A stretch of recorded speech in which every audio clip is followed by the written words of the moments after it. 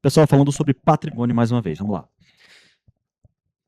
Patrimônio, igual eu falei, são os bens e direitos e as obrigações. Igual. Esses nomes aqui são sinônimos, tá? Olha só, se eu falar ativo, eu estou me referindo aqui ao lado esquerdo, que é a mesma coisa de bens e direitos, que é a mesma coisa de capital investido. Capital e recurso é a mesma coisa. Então, capital investido, recurso investido, capital aplicado, recurso aplicado é a mesma coisa, tá? Capital é igual a recurso aqui no nosso entendimento. Aqui outro sinônimo que você pode ver, do lado aqui das obrigações, tudo isso aqui é obrigação. Pode ser passivo. Pô, mas passivo... Se isso aqui é passivo, a obrigação inteira também pode ser chamada de passivo, tá? Só que a questão ali, o texto tem que deixar claro se ele está se referindo às obrigações inteiras, ao passivo total, como é chamado, ou só essa parte aqui. Então não se preocupa. Se a questão sempre vai deixar claro, eu estou me referindo a essa parte ou eu estou me referindo a tudo. Mas tudo bem, porque é igual a ativo é igual a passivo, né? Então ativo é igual a passivo. Ou ativo é igual a passivo mais PL, se estiver se referindo a só a esse pedaço aqui. Ok, você entendeu? Vamos lá. Então, passivo, capital de terceiro. Por que, como assim de terceiro? Porque é o seguinte, tem o capital da empresa e tem o capital que não é da empresa. Ou seja, é de terceiro, é de outra pessoa. Então, se isso aqui é uma obrigação, significa capital o quê? Capital é dinheiro, né? É recurso. Então, é um dinheiro emprestado por terceiro. Um terceiro, alguma pessoa ali, uma empresa, sei lá, emprestou dinheiro para a empresa. Por exemplo, um financiamento, um empréstimo. Então, esse no passivo aqui fica os capital de terceiro. E passivo é a mesma coisa. Capital alheio de terceiro, alheio é a mesma coisa. O passivo exigível. Esse nome aqui é muito interessante. Ele costuma cair bastante. Por quê? Porque o passivo, como ele é de terceiro, ele é de outra pessoa, essa pessoa, no momento certo, ela vai exigir esse dinheiro de volta. Já essa outra parte aqui do passivo, que é do PL, que você já entendeu como é que funciona o PL, que é todo esse ativo menos isso, o que sobra é o PL, esse PL também chamado de situação líquida ou recurso próprio, porque esse recurso próprio que você entende o significado, que é justamente o que sobra, né? Depois que você pagou as dívidas, o que sobrou é teu, é da empresa. Quando eu falo teu, é sempre da empresa, tá? Não do dono. O dono é diferente, você não pode misturar. Já sabe, não pode misturar o patrimônio da empresa e o patrimônio do dono. Tá. Esse daqui é chamado de passivo não exigível. Então, o patrimônio, esse patrimônio aqui, patrimônio líquido aqui, ele é passivo, ele faz parte do passivo, porque ele está do lado direito, então ele é passivo. Mas ele é um passivo não exigível. Por quê? Porque o dono, pessoal, ele não vai exigir esse dinheiro da empresa. Ele só vai exigir esse dinheiro da empresa na hora que a empresa fechar. Aí tudo bem, ele pega o que for dele ali. Mas enquanto ela está funcionando, enquanto essa empresa existe, ele não exige esse dinheiro. Então, patrimônio líquido é sinônimo de passivo não exigível. E esse passivo aqui de cima, aqui, o capital de terceiro, é sinônimo de passivo exigível. Então, é isso. Tudo isso aqui é obrigação. É obrigação com o terceiro. E isso aqui é obrigação com o dono. Mas essa obrigação aqui, ela só vai acontecer depois que a empresa fechar. Por isso que ele é não exigível. E você também já sabe que sempre o lado esquerdo tem que ser igual ao lado direito. Ó. Então, sempre que acontecer alguma coisa aqui do lado esquerdo, uma coisa do mesmo valor vai acontecer para cá e vice-versa. A gente fala que aqui, ó, o PL, que é o patrimônio líquido, ele é o quê? Ele é o ativo menos passivo. Então, patrimônio líquido é ativo menos passivo. Não confundir patrimônio líquido, que é essa parte aqui, do patrimônio. O patrimônio é tudo. Tudo isso aqui é patrimônio. Patrimônio líquido é só uma parte do patrimônio, tá? Não confundir. Aqui um exemplo legal para você pensar é o seguinte. Ó. Deixa eu apagar aqui rapidinho.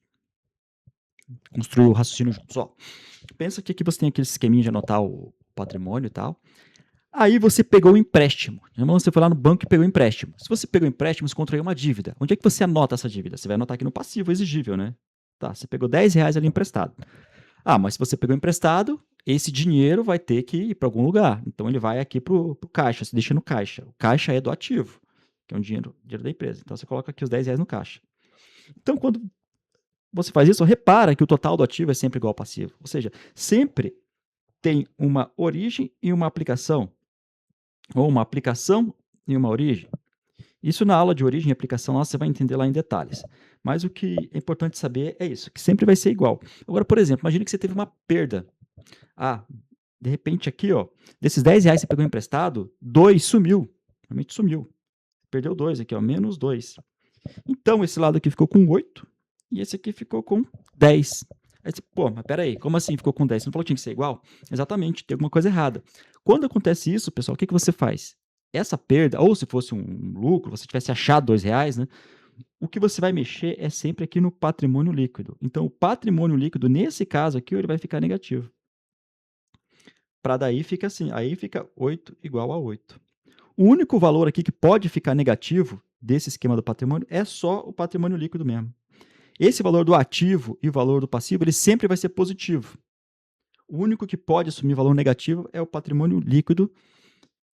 E, claro, se ele está negativo, significa o quê? Significa que eu tenho...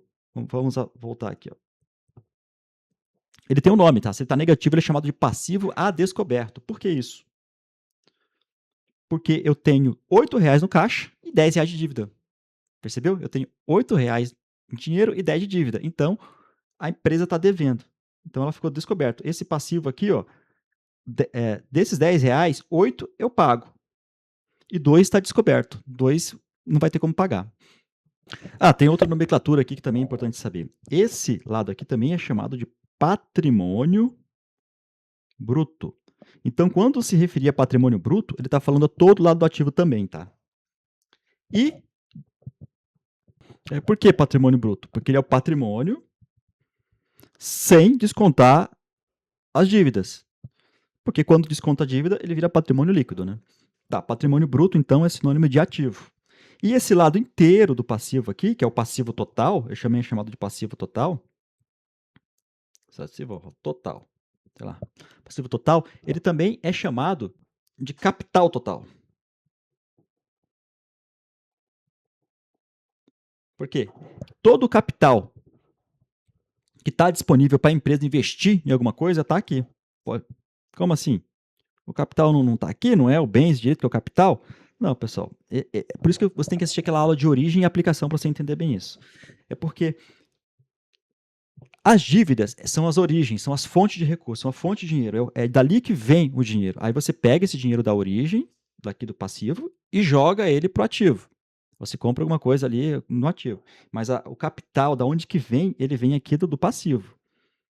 Por exemplo, se eu anotei aqui que eu tenho um passivo de empréstimos R$10, significa que o capital veio daqui, veio desse empréstimo, que daí eu aplico ele em algum lugar daqui.